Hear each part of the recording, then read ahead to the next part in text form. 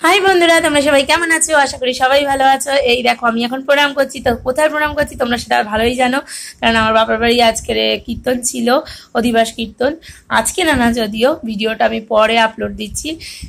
তো আমার বাবার বাড়ি কীর্তনের ভিডিওটা আমি দুদিন পরে মানে আপলোড দিচ্ছি, কারণ মাঝখানে হোলি ছিল।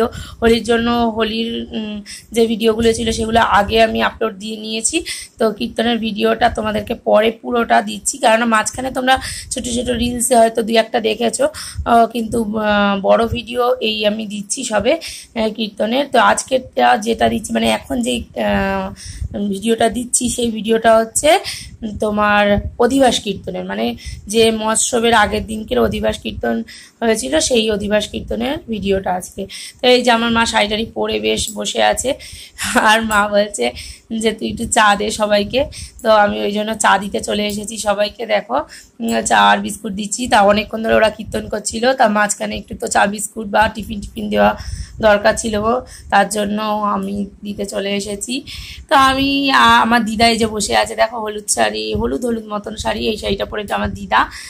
আর আমি চারিদিকে দাঁড়িয়ে সবাইকে চা দিচ্ছি, আর আমার মা চিকুকে দেখছিল আর রুদ্রকে দেখছিল। আর তোমাদের দাদা ভাইয়ের কোলে দেখো চিকু চলে গেছে আমার মায়ের থেকে, কেননা চিকু এক জায়গায় কোনো সময় থাকে না। চিকু এদিক ওদিক শুধু এর কাছে যাবে একবার, ওর কাছে যাবে একবার। কিন্তু লোক দেখলে চিকু প্রচণ্ড ভয়, মানে বাড়িতে কোনো আত্মীয় স্বজন বা একটা গ্যাসওয়ালা বা কোনো একটা ফেরিওয়ালা যদি আসে, চিকু শুধুই কান্না করে তাদের দেখে। ওই জন্য ওখানে মার কাছে না থেকে এত লোক দেখে ওর বাবার কাছে চলে গেছিলো। তো এই দেখো সবাই বসে আছে এরা। আজকে যেহেতু অধিবাস কীর্তন তাই বেশি লোক হয়নি, তা পরের দিন বেশি লোক হয়েছিল। পরের দিনের ভিডিও আমি দেবো। আর এই ভিডিওটাও মানে অধিবাস কীর্তনেরও তো আমাদের কাছে দুটো পার্ট থাকবে। তো এখানে দেখো আবার আমার ঠাকুমা এখন গেছে কাকিমুনির সাথে আবার কি কথা বলতে। একটু আগে আমার মায়ের সাথে তোমরা দেখলে কতক্ষণ ধরে কথা বললো, এখন গেছে আমার কাকিমুনির সাথে কথা বলতে। আর ওখানে তোমাদের দাদাভাই চিকুকে নিয়ে দাঁড়িয়ে রয়েছে। আর আমার ঠাকুমা যে কি বলছে আমি কিছুই শুনতে পাচ্ছি না, নাহলে তোমাদের শোনাতাম। আর কেননা জরুরি কথা মনে আস্তে আস্তেই বলছে। আর এই যে আমার বাবা, এই দেখো আমার বাবা চারিদিকে খাটাখাটনি করে এই যে দাঁড়িয়ে আছে, একটুখানি এসে দাঁড়ালো সবে। আর এদিক দিয়ে সব কীর্তন করছে, আর আমি আর আমার মা একটুখানি ফোনে পোজ দিয়ে নিচ্ছি। আমার সাথে কাকিমুনি, তোমাদের দাদাভাই চিকুও আছে, এখানে দাঁড়িয়ে একটুখানি ভিডিওতে পোজ দিয়ে নিলাম। আর এই যে আমার ঠাম্মাকে বললাম ও ঠাম্মাও পোজ দিতে দাঁড়িয়ে গেছে। আমার ঠাম্মা বয়স হলে কী হয়েছে, আমার ঠাম্মা পোজ দিতে খুব ভালোবাসে।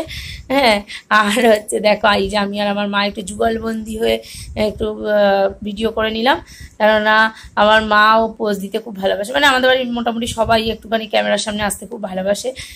তো ওই জন্য আমি সবাইকে নিয়েই ভিডিওগুলো করি।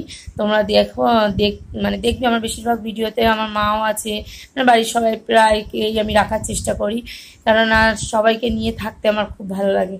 আর দেখো এখানে কীর্তন হচ্ছে, চলো তোমাদের একটু কীর্তন শোনাই।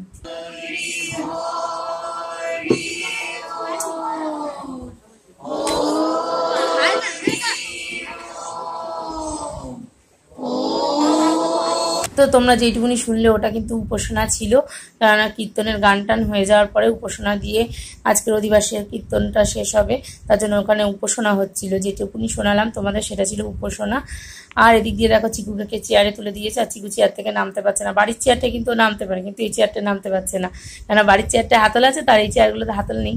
আর অমনি ওর দাদা দেখো নামিয়ে দিয়ে গেছে, যখন নামতে পারছে না দাদা মনে এসে নামিয়ে দিয়ে গেছে, আর ও এদিক ওদিক করতে শুরু করে দিয়েছে, দেখেছো? এই দেখো এখনো উপাসনা হচ্ছে, এই দেখো উপাসনা শুনতে থাকো একটুখানি।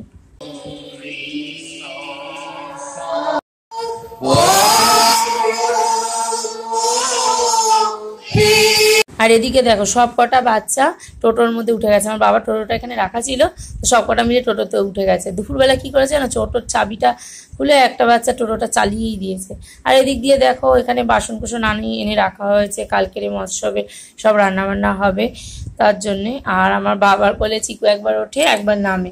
এই দেখো চিকু এখন ও ঠাম্মার কোলে চলে গেছে, আবার ও ঠাম্মাকে পেয়েছে, আবার ঠাকুমার কোলে চলে গেছে। আর এদিক দিয়ে দেখো আমার দিদা বসে ঠাকুরের নাম করছে। আমার দিদা অনেক বয়স হয়ে গেছে, আমার দিদার খুব শরীরটা খারাপ, তাও এখানে বসে ঠাকুরের নাম করছে, উপাসনা করছে। আর এখন চলছে অঞ্জলি। আমাদের এখানে সবাই এই ঠাকুরের অঞ্জলিটা সবাই দাঁড়িয়ে দেয়। আর এই দেখো এখানে একটা কুকুর এসছে, আর কুকুরটাও দেখেছো কীর্তন শুনছে। মানে পশুদের মধ্যেও কতটা ঠাকুর ভক্তি দেখো। তো আজকের ভিডিওটা এখানেই শেষ করছি, ভালো লাগলে একটা লাইক করে দিও।